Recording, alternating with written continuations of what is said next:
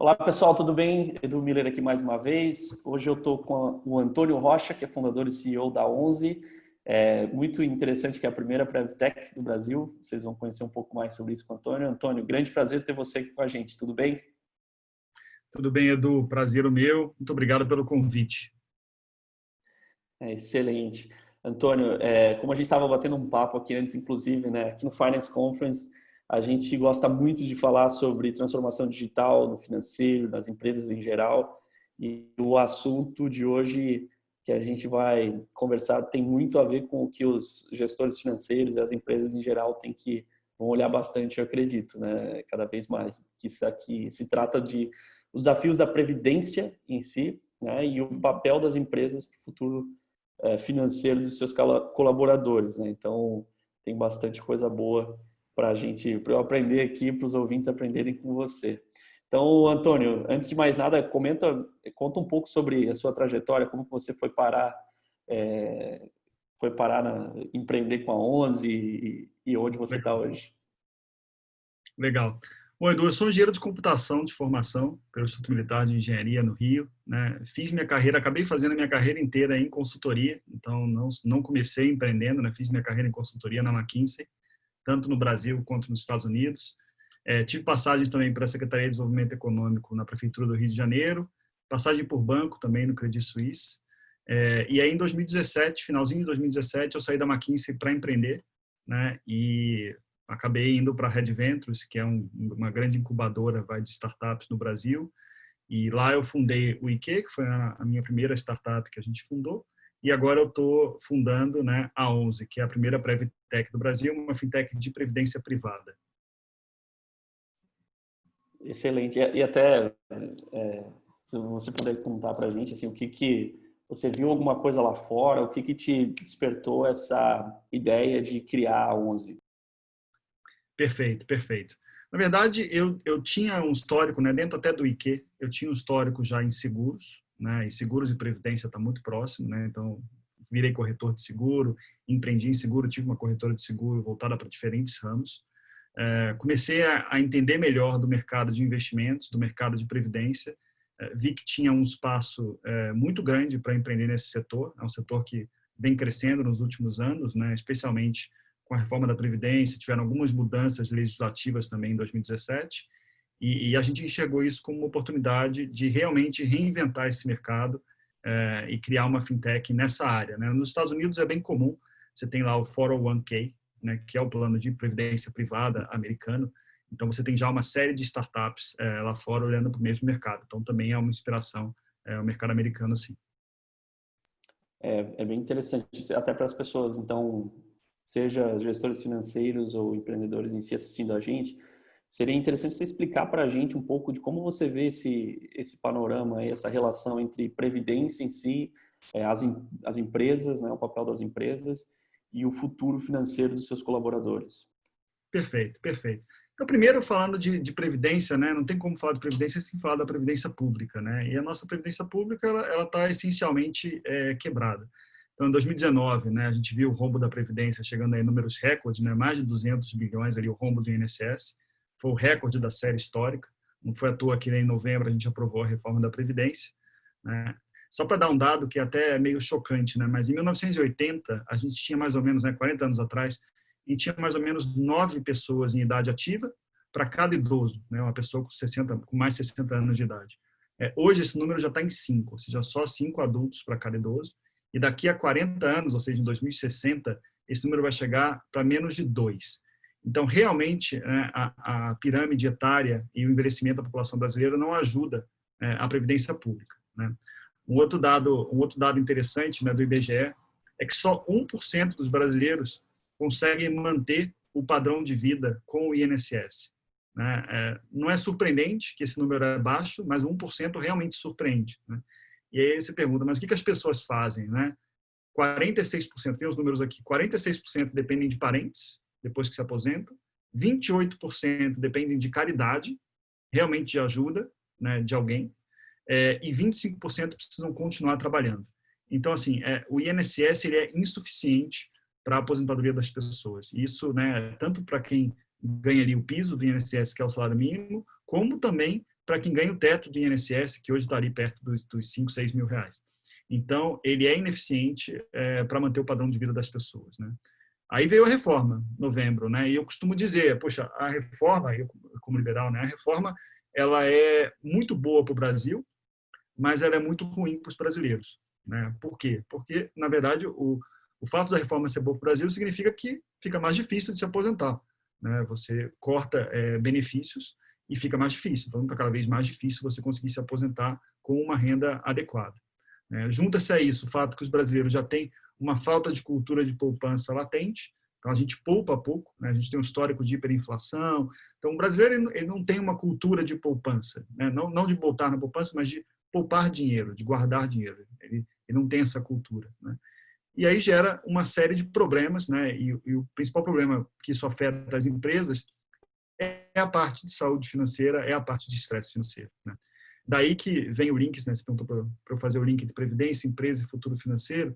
Na verdade, né, a falta de poupança, a falta das pessoas olharem para frente e verem um futuro financeiro faz com que elas fiquem estressadas, preocupadas. Isso gera uma série de problemas para as empresas.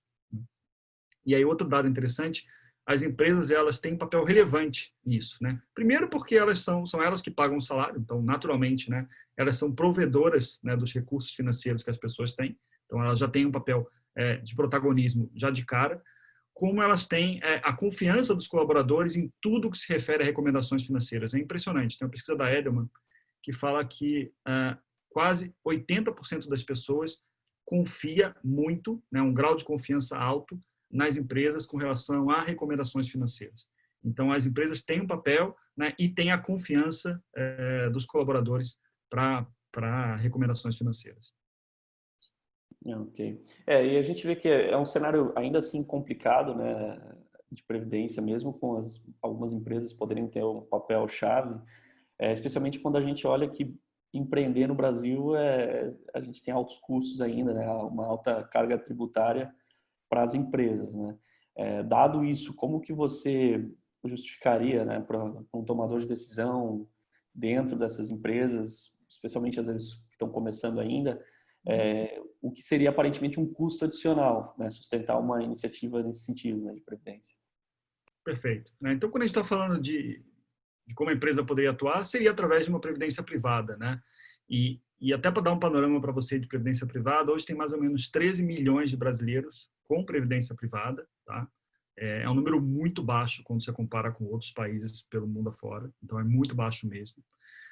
Quando a gente olha para a previdência privada corporativa, né, que é onde a empresa ela participa ou facilita esse colaborador adotar, né, o plano de previdência, a penetração ainda é mais baixa ainda. Então, a gente tem uma estimativa de que só 8% dos trabalhadores formais do Brasil têm uma previdência privada, versus 52% nos Estados Unidos. Então, ainda tem um espaço muito grande, né? Você perguntou até lá atrás por que a gente construiu a 11, e muito é por causa desse espaço que a gente enxerga para esse mercado crescer.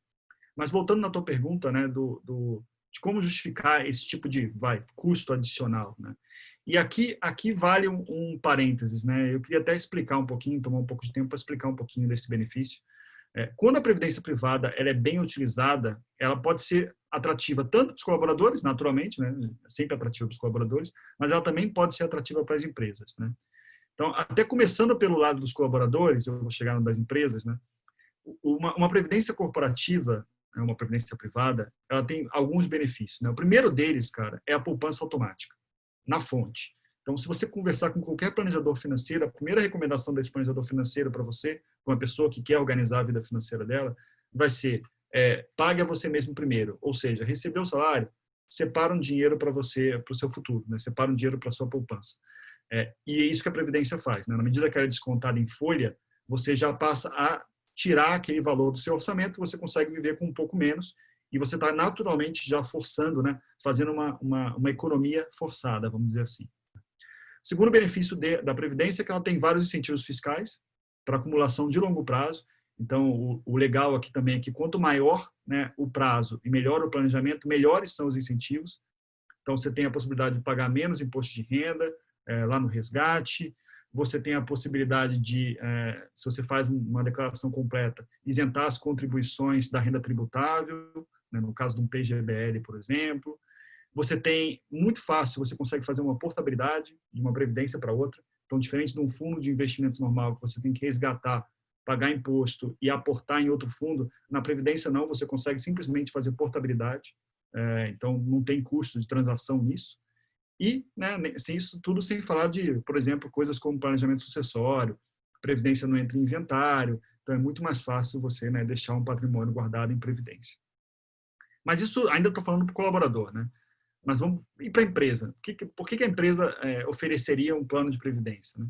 E a primeira coisa que eu queria já deixar claro aqui é que, primeiro, né, a empresa ela pode oferecer um plano de previdência corporativa sem custo nenhum para ela. Né? É o que a gente chama de planos averbados, que é um plano onde simplesmente a empresa ela só oferece um mecanismo para esse colaborador poder contribuir, né? Mas ela não faz nenhuma contribuição em nome do colaborador, ela não tem gasto nenhum. Ela só deixa o colaborador contribuir num plano de previdência e ela faz a facilitação desse colaborador fazer isso via desconto em folha. Ou seja, pode ter custo zero. Né? Aí você vai falar, mas puxa, e quando a empresa quer fazer, né, a contribuição junto com o colaborador?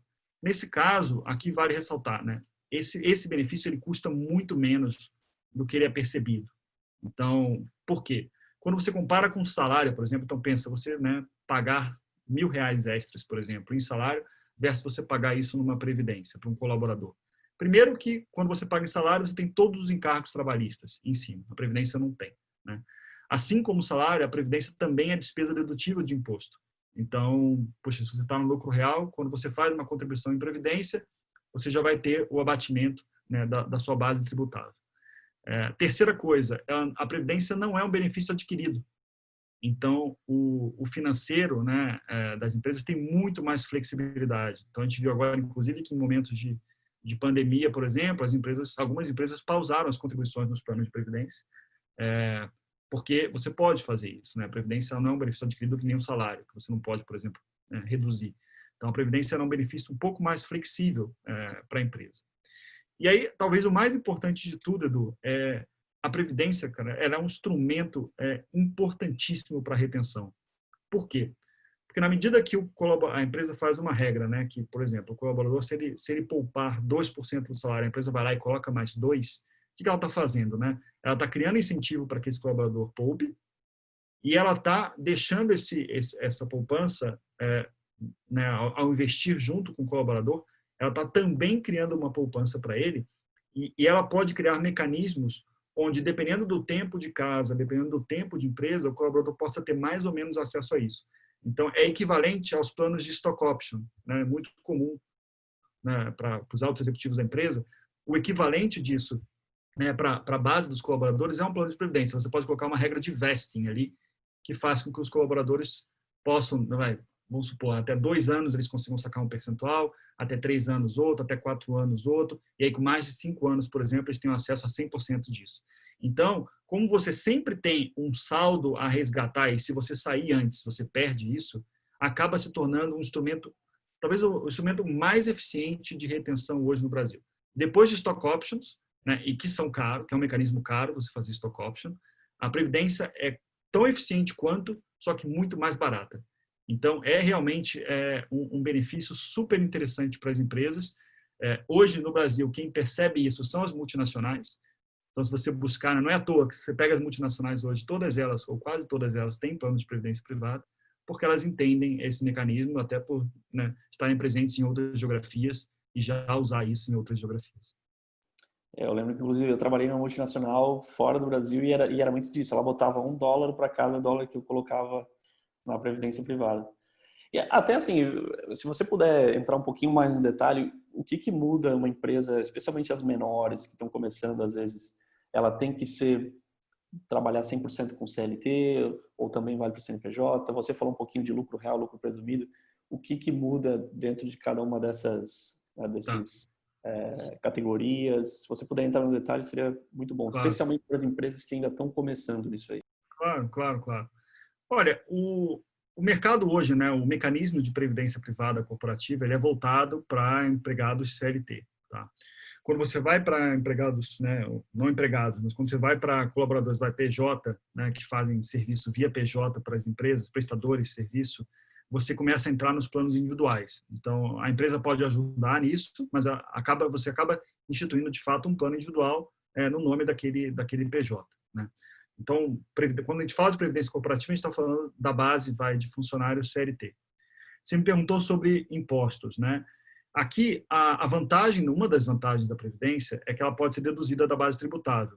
Então, naturalmente, a atratividade dela é mais visível para empresas que estão no lucro real, porque na empresa no lucro real fazem os abatimentos de despesas para calcular o imposto versus o lucro presumido, você já tem uma alíquota dada, né? Então, quais são os cenários ideais para você aproveitar isso? Ou empresas, né, por exemplo, startups, isso é uma coisa que a gente está conseguindo bastante tração, inclusive, de conversar com startups. A maioria delas, né, das startups, está no lucro real porque dão prejuízo. Então, por elas darem prejuízo, elas estão no lucro real, então elas conseguem, né, capitalizar esse benefício também da Previdência, inclusive, como eu falei, simulando o mecanismo de stock option. E empresas que têm um faturamento ali maior do que os 78 milhões, que é o threshold, né, para você chegar no lucro real. Quem está no lucro presumido depende muito, né? Depende até do quanto a alíquota de lucro presumido versus o que ela vai ser do lucro real. Se for uma alíquota vantajosa, a empresa já está se beneficiando disso por estar no lucro presumido, né? Então, a Previdência entra como qualquer outra, né? Entraria como qualquer outra despesa para ela. Agora, tem uma nuance aqui, Edu, que hoje o mercado oferece previdência privada para grandes empresas. Então, até para você entender um pouquinho do mercado, é um mercado que está 90% na mão dos 5 maiores bancos. E esses bancos, né, têm uma oferta super tradicional, com taxas muito caras, performance ruim. Então, é uma oferta ruim, vamos dizer assim. E por ter um custo de servir alto, ou seja, vai um representante do banco lá conversar com você. Se você tem uma empresa relativamente pequena, o banco nem vai te oferecer isso. Então, uma das coisas que a 11 quer resolver com muita tecnologia, né, é viabilizar, dar acesso à previdência privada para empresas menores, que hoje elas não têm acesso. Não é que não tem acesso porque não pode contratar, não tem acesso porque não tem oferta, né? Ela não é abordada por ninguém para falar desse tipo de benefício, né? Excelente. Me chamou a atenção aqui até, Antônio, você falou um pouquinho do conceito de saúde financeira e até esses custos lá fora, né? O que é saúde financeira ou estresse financeiro, vamos dizer assim, e como isso se traduz dentro das empresas aqui no Brasil? Olha, quando a gente fala de estresse financeiro, do custo do estresse financeiro, esse é um assunto que ainda está começando a ser abordado no Brasil, mas é um assunto muito quente, especialmente nos Estados Unidos, né? Então, lá fora tem uma empresa chamada Salary Finance, é uma das referências nesse assunto. Ela faz a melhor pesquisa sobre isso no mundo, e ela estimou esse custo do estresse financeiro nos Estados Unidos na casa de 500 bilhões de dólares por ano, né? Aí você vai falar, mas o que é esse, né, esse estresse financeiro? Na verdade, o estresse financeiro é todo o estresse decorrente de problemas financeiros. E isso se traduz e se manifesta de diferentes maneiras, né? E como eu falei, aqui no Brasil isso não é muito medido ainda, mas lá fora já foi medido até bem cientificamente, né? Então, o colaborador estressado, ele tem um menor engajamento no trabalho, né? Ele fica mais distraído, ele tem que muitas vezes sair do trabalho ou sair da atividade que ele está fazendo para resolver algum problema financeiro, né? Então, ele está sempre tentando resolver aqueles problemas que estão acontecendo na vida dele. Ele acaba faltando mais, né, que é o absenteísmo. Ele perde o foco com facilidade, que é o que a gente chama de presenteísmo, que a pessoa está presente no trabalho de corpo, né, mas ela não está com a cabeça naquilo que ela está fazendo.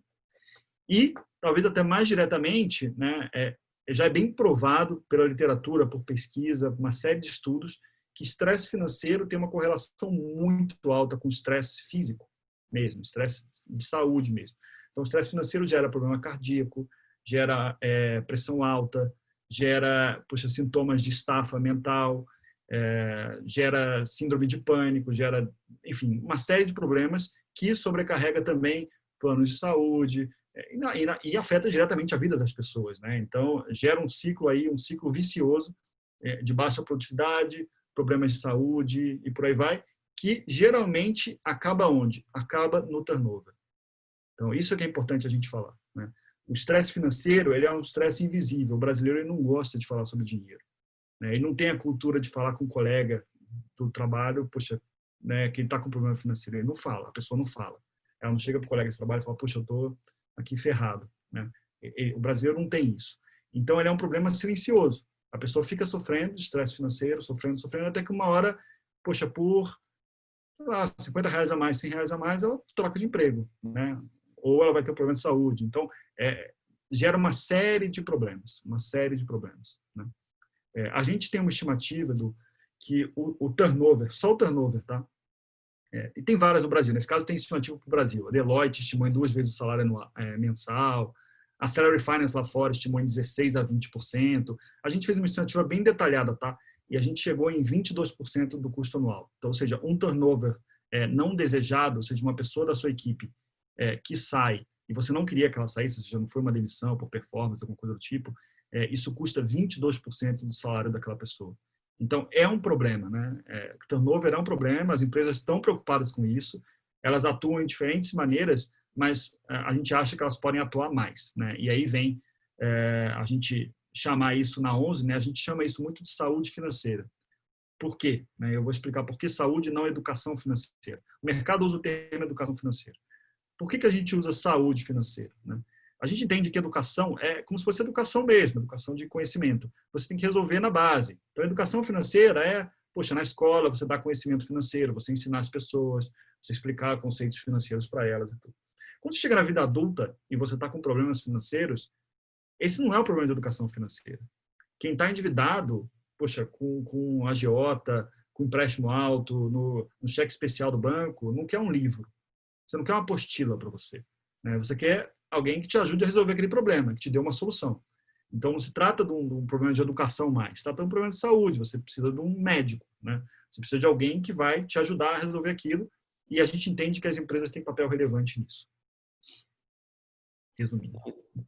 Excelente, super importante esse assunto. E assim, falando de muito do que a gente tem falado aqui no Finance Conference, transformação digital, né? Como que você que especialmente está bastante inserido nessa transformação, né, como um player, como que você vê tanto as fintechs, né, que tem se falado muito, né, e agora PrevTech também, acho que é interessante. Antes eu estava comentando que aqui no Finance Conference a gente tinha as fintechs, as accounting techs, agora tem PrevTech também.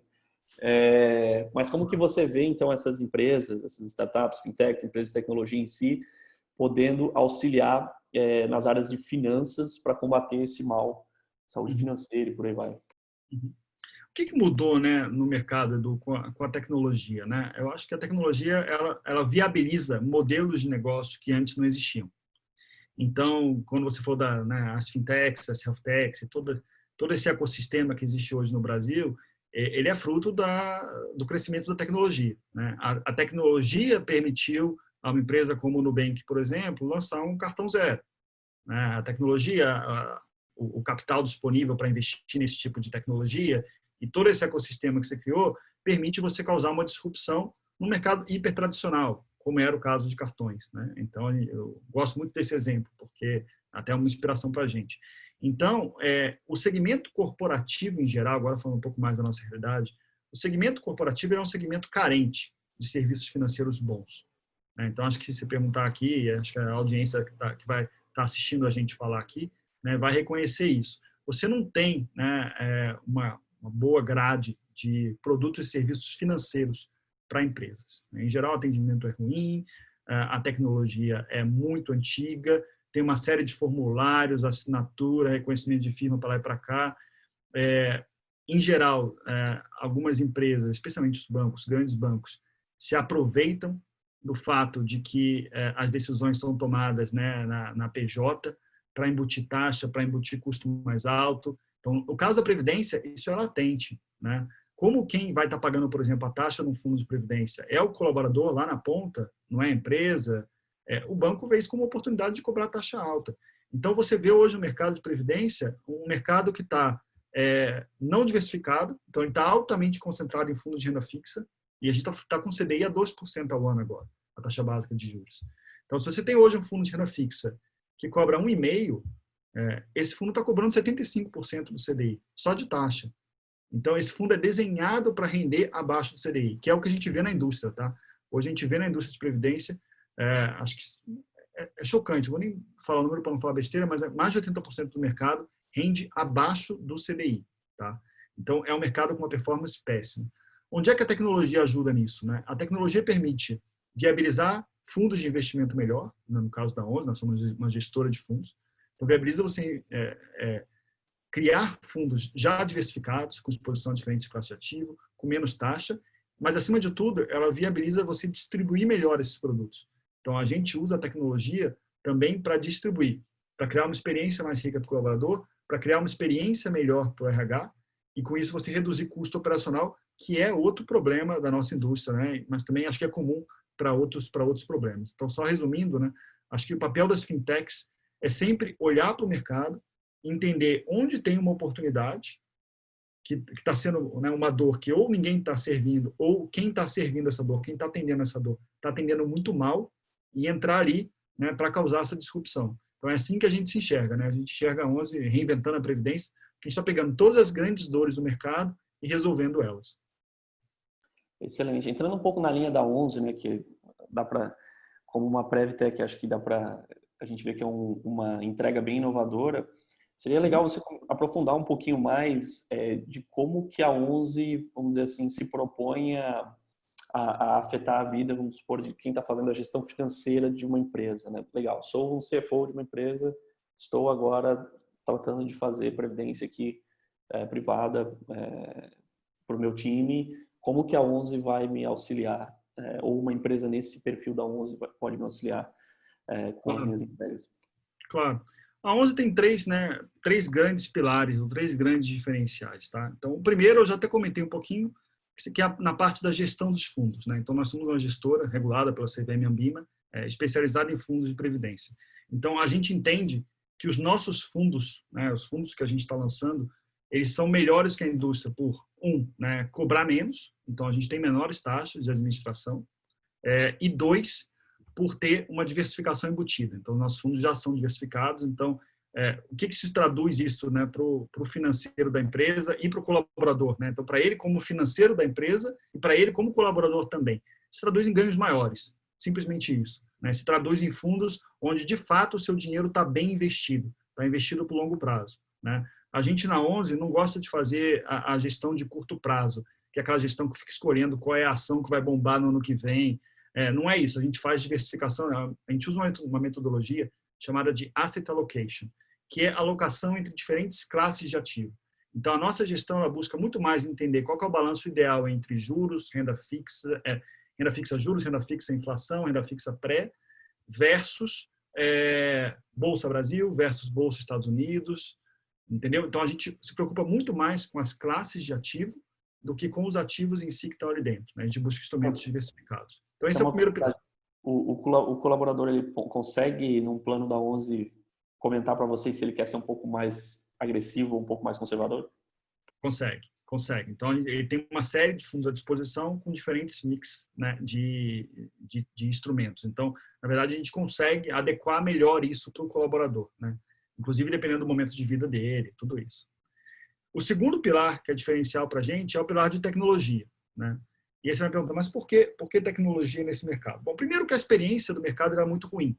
Então, a interação das pessoas com previdência, geralmente ela acontecia na adesão, então, ou seja, quando ela era admitida na empresa, ela assina um formulário físico lá que o RH entrega para essa pessoa, e depois ela esquece que existe esse benefício e vai lembrar uma vez por ano quando ela faz o imposto de renda. Né? O que a onze está trazendo para esse mercado é uma experiência muito mais tecnológica, um aplicativo que essa pessoa vai ter e que ela vai ter uma interação muito mais frequente com esse benefício via o aplicativo, seja via conteúdos ali dentro, seja via, por exemplo, notificações, quando uma contribuição é feita todo mês no nome dela. Então, é uma experiência já muito melhor. Mas, quando você olha para a empresa, né, o que a gente traz de valor aqui é uma interface, que a gente chama de a plataforma onze Prev, que é uma interface para o RH e para o financeiro. Então, tanto o financeiro quanto o RH conseguem acessar essa plataforma e conseguem ter a visibilidade completa do plano. Então, quantos colaboradores fizeram a adesão, qual que é a taxa média de poupança que está sendo criada, qual que é o rendimento dos fundos, como é que está o calendário de vesting de cada colaborador, quando que esses calendários de vesting vão vencer. Né? Na Previdência tem um negócio interessante, que se um colaborador sai da empresa antes do vesting dele funcionar, ou seja, ele não tem direito a resgatar, esse valor volta para uma conta que você pode usar para abater de aportes futuros para outros colaboradores. Então, a gente faz o controle dessa conta nesse aplicativo. Isso é uma coisa super interessante, porque isso de fato se traduz em benefícios para a empresa ao longo do tempo, ela vai aproveitando esses créditos, né? Então, né, como que a gente ajuda aqui a empresa nisso? A gente ajuda a empresa nisso reduzindo o custo operacional de você ter uma previdência. Você buscar uma previdência tradicional hoje, você vai precisar de alguém do RH ou de alguém do financeiro para fazer esse controle, né? Com a 11, como você já tem tudo nessa plataforma digital, uma pessoa de RH com 5% do tempo dela consegue fazer a gestão disso sem se preocupar. É muito simples fazer a gestão do plano. Então, ficou mais fácil para as empresas adotarem um produto do que era antes, né? E aí, só para fechar, qual que é o nosso terceiro pilar? Nosso terceiro pilar é saúde financeira. Então, né, não teria sentido eu falar tanto aqui de saúde financeira, de estresse financeiro, e não ter nenhuma oferta para atacar isso. E aí, na 11, cara, a gente olhou muito, conversou com muita gente, tá? O que a gente aprendeu é que conteúdo tradicional não funciona, tá? O que eu quero dizer com isso?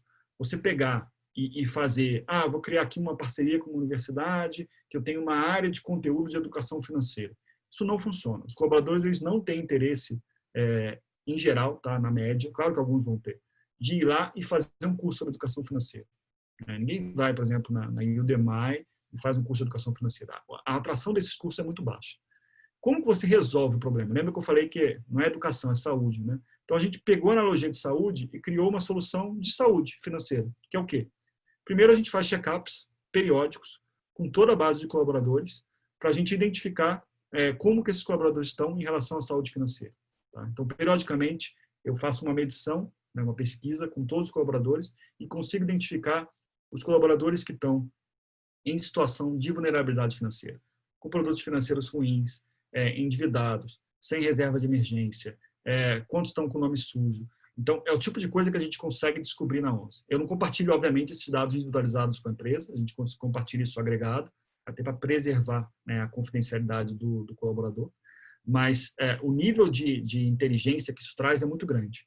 Mas a gente vai além. Então, não é só identificar o colaborador que está com um problema financeiro, a gente quer também ajudar ele. Então, como que a gente faz isso? A gente oferece uma série de, né, vários assessores financeiros que a gente tem dentro da 11, uma rede de assessores financeiros, e o colaborador ele pode, a qualquer momento, agendar uma consulta com um assessor financeiro que vai conversar com ele sobre qualquer aspecto da vida financeira dele, não só previdência.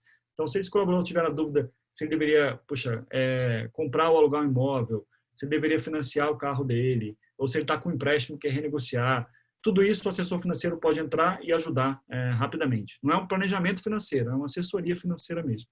Então, a gente entende que com assessoria financeira, com check-up e com conteúdo que a gente também oferece, né, a gente consegue, de fato, atuar muito mais profundamente na saúde financeira, né? E aí, obviamente, a gente coloca isso tudo dentro do pacote da Previdência, né, tornando essa, na nossa visão, uma alternativa melhor que o que existe hoje no mercado. Uma última pergunta aqui que surgiu, uma curiosidade. Qual que é a tua visão, Antônio, para daqui uns 10 anos, vamos dizer assim, para esse cenário de previdência privada nas empresas? Olha, a minha visão, né, é otimista, claro, né, até por estar empreendendo nesse setor, é de que esse mercado vai crescer muito, tá? Eu acho que o conceito de que as pessoas não vão conseguir se aposentar, né, com a previdência pública está cada vez mais se solidificando na cabeça das pessoas, né? Então, cada vez mais aparecendo isso na base de colaboradores das empresas médias brasileiras. Então, acho que a demanda por esse produto vai começar a partir, inclusive, dos colaboradores, né? Recentemente saiu até uma matéria no Valor falando sobre isso, uma pesquisa da pandemia, onde eles mencionam, né, que dentre os benefícios que ganharam mais importância durante a pandemia, a previdência privada apareceu na lista. Então, acho que as pessoas estão vendo, inclusive em momentos como esse, né, como é importante você ter uma reserva, você ter construído algum tipo de proteção, de colchão, né, para a sua aposentadoria. A gente fala muito de reserva de emergência, né, que é um colchão financeiro importantíssimo para um evento que aconteça com você agora, né, nesse momento, mas a gente fala muito pouco de como você está se preparando para a sua velhice, né? A não ser quem já pesquisou, né, quem estiver assistindo, tenta fazer uma pesquisa de quanto custa um plano de saúde hoje, né, para você, pessoa física, pós-aposentadoria. Quanto custa um plano de saúde para uma pessoa de 65 anos, por exemplo? É uma fortuna. A quantidade de dinheiro que você tem que realmente poupar para conseguir pagar um plano de saúde equivalente ao que você tem hoje na sua empresa é muito caro. Então, as pessoas não se preocupam com isso, mas eu acho que vão começar a se preocupar cada vez mais, né? Com a tecnologia, com a informação, com a quantidade de enfim, de pessoas falando de finanças na internet, mostrando a cara e explicando. Então, eu estou muito otimista com esse mercado. Eu acho que esse mercado de previdência privada vai crescer bastante. Eu acho que vai chegar ao ponto de ser um benefício quase que obrigatório, né? A empresa que não tiver, ela vai estar em desvantagem significativa versus os peers dela. Excelente, Antônio. Super agradeço você compartilhar um conteúdo tão importante aqui para a nossa audiência e peço para você compartilhar, quem quiser conhecer mais, tanto sobre a 11 quanto conectar com você em alguma rede social, fica à vontade. Claro, eu sou bem ativo no LinkedIn, então quem quiser é só me procurar no LinkedIn, tá lá Antônio Rocha JR, tá? Antônio Rocha Júnior, né, mas abreviado o Júnior.